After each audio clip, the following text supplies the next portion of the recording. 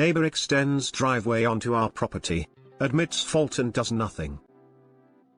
Note, in the province of Ontario the only legal and recognized land surveyor is an Ontario land surveyor, OLS. Your brother-in-law who knows how to work a transit just isn't qualified. I moved from the Toronto area back up north in 2007. In 2008 we bought a home on a 4-acre forested lot from the original owner. Through conversations with the original owner, I remembered him muttering something about how the neighbor to the north had their driveway awful close to the property line. I thought no more about it until later that fall. Our neighbor's house was built slab on grade and the builder must have messed up or not properly installed any drainage for the gravel pad. Every time it rained, they had water into their ground floor, an inconvenience to say the least. But, not my problem. That is, until the neighbor rented an excavator and had a deep ditch dug all along our side of his driveway, dumping all of rocks and spoil from the excavation onto our property. We also lost a number of trees, this all mature black maple sugar bush trees. I was getting concerned. We had problems with a jerk neighbor in Toronto and ended up having to get a survey and put up a fence. I wasn't going to lose any sleep worrying about it this time, call for a surveyor and get this over with. It turns out the OLS firm I called were the ones who surveyed the development when it was built 10 years earlier. They had no trouble mapping out how and where the neighbor's driveway for over 100 feet now arced up to 12 feet onto our property, never mind the rocks and dirt in the bush beyond that. I sent a registered letter with a copy of the survey and a polite letter to our neighbor. With registered you have to sign to pick it up. They received it, but did not respond. I waited a month and then sent another registered letter. That one wasn't picked up and was returned to me. Yeah, that should work. If I don't receive the letter everything will just go away. In way of explanation, the neighbor was a successful local businessman and in smaller communities some of them tend to think that they're a bit special, and can make their own rules. I learned from the jerk neighbor in Toronto that there's not much point trying to discuss things personally. We have a system, let's use it. The next letter that's sent to them is from our real estate law firm. They know the right language to use and how to get someone's attention. Surprise. That one not only gets picked up but we receive a letter from their lawyer. They freely admit that they're at fault and will make everything right. Except they don't. They don't do anything. For the next 3 years. Absolutely nothing. I starting receiving expert advice from some of my friends. SJK, you should fix it at your own cost and then sue them for that amount. Well, what if they claim they could have fixed it a lot cheaper, or I did a bunch of things that weren't needed? SJK, you should charge them for all the trees they cut down and make them replace them. Yeah. But we do live in the forest and trees aren't really hard to find. In fact, we cut down trees that get too big too close to the house. It's not like we're in the big city. I decide to do nothing. After the angst and sleepless nights with the jerks in Toronto I decide to just wait it out. After all, they've admitted fault through their lawyer. It's not like they can wiggle out of that one or change their minds. I learn that the neighbor's wife hates living in the forest and would much rather have a schmancy house in town. And with the water problem that has never been resolved it just isn't as much fun as they had thought it would be. 4 years later, what I was waiting for, a realtor's for sale sign in front of their house. I stop and take a picture of the sign so that I have the phone number of the listing agent. I call them as soon as I get to work. Hi, this is SJK, I see you're listing a property at 30.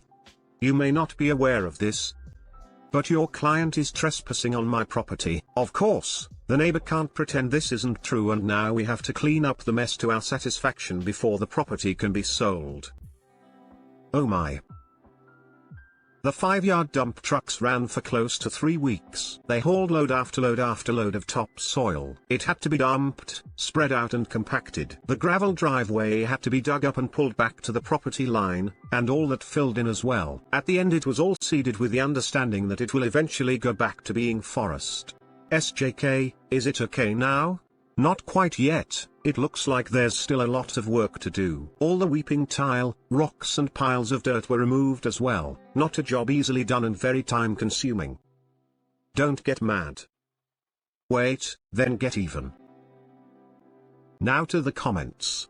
OP replied, TBH, I'm surprised you didn't take it before a judge for non-compliance. Canadian vengeance is so polite it hurts. The patience scares me a little. Why didn't he offer to buy the 12 feet by 100 feet strip off you, or pay for an easement, or offer 1% of the sale price for a rent renewable in perpetuity for that strip of land, or something like that? OP replied, "Some people are exceptionally dumb and that's the way they like it. And/or exceptionally entitled. If you had posted this on /r/legal advice, they would have gone nuts at you for not suing him for the trees in the first place. Number 1 meme on that sub.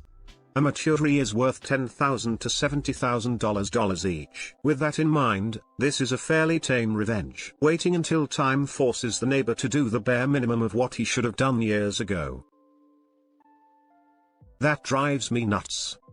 Sometimes a judge will only consider reduced property value, but the sub goes nuts every time a tree is involved and everyone starts shouting huge numbers. The last one I saw I think involved a mature-ish redwood in Illinois. Since redwoods aren't suited for the Illinois climate, the tree was pretty much irreplaceable. Do you have any more information on that case? I'm curious on the details and can't find anything via a quick Google search. Talk about moving expenses. Did you ever speak to this person in person? OP replied, "No, didn't see how that could possibly do any good. To my mind at best, it turns into an argument. At worst, it turns to blows and everyone loses." Probably, I just feel like it's like the internet, where you're more likely to be nasty when there's a medium between the conversation. If you had told the realtors about their water problem, this could have become r/ProRevenge material. Should have posted this to /r/legal advice some time ago. The second you talk about mature trees and easements they get hot in their seats. Doubly so if you do a shitty paint drawing of the land. You let him get away with it for years. Lol. OP replied, "In all fairness, we do live in the forest, or bush as people call it up here. We have 4 acres, the neighbors much the same but on a steep slope where to the north of us it's forest as far as the eye can see. All the way up past Quebec and beyond. It was a very small part of our property but we had made our point. I suppose the revenge part was more with the neighbor thinking they had won, only years later discovering otherwise. I suspect Slavic heritage may have played no small part. Revenge is a dish best served cold." Beautifully done, internet acquaintance. Bravo. ProRevenge would have gone something like this. After neighbor refused to take action, I fixed it myself, and then sued him to be reimbursed. When he also decided not to pay me, I put a lien on his house. As soon as I saw the for sale sign in the yard I called the realtor to inform them of the lien. Realtor backed out of the contract, and I started the foreclosure process. I now have 8 acres of beautiful forest land. OP replied, "I had a lot of suggestions along those lines. I'm not a lawyer, but I see a number of flaws in your plan. Particularly with sue to be reimbursed. I couldn't fix it from my side, as it's all heavy forest you can barely walk through. I obviously couldn't fix it from their side as that would be trespassing. Then there's the issue of what it should cost to do the work. I had answers for that too.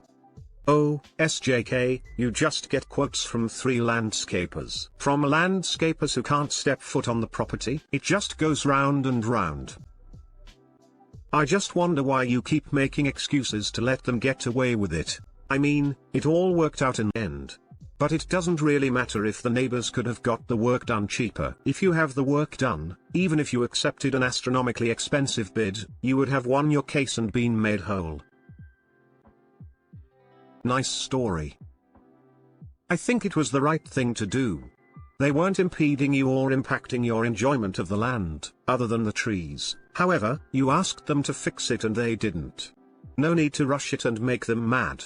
But then they back themselves into a corner and bam. Fix it. Biscuitless. True, true.